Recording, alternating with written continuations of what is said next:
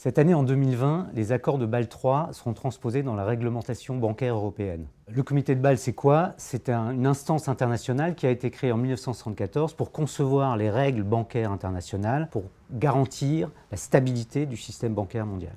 Ces règles fixent notamment le ratio de solvabilité, qui est un montant de réserve de fonds propres à garder immobilisé face à un certain volume de crédit. Alors, le problème avec les accords de Bâle III, c'est qu'ils s'appliquent en Europe à tous les établissements de crédit, quelle que soit leur taille et quelle que soit la nature de leur risque. Et donc des activités comme le leasing ou l'affacturage seront de manière disproportionnée pénalisées par les accords de Bâle III. Le leasing et l'affacturage ont un profil de risque très faible parce qu'ils reposent sur la propriété d'un actif par le prêteur.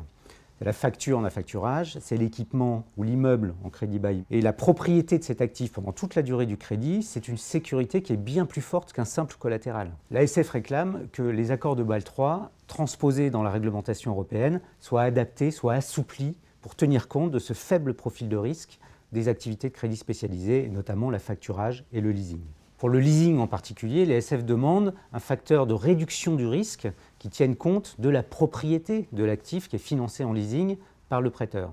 Cette demande repose sur des travaux menés par l'Université de Cologne au niveau européen en 2019 qui démontrent que la propriété de l'actif en leasing réduit fortement la perte en cas de défaut de remboursement de l'emprunteur. Pour l'ASF, ça revient à se mobiliser pour que le coût supporté par les établissements de crédit spécialisés soit ajusté, soit proportionné au risque réel encouru. Et ça permet de libérer des ressources disponibles pour financer les vrais grands enjeux européens que sont le financement de l'innovation et les investissements vers la transition écologique.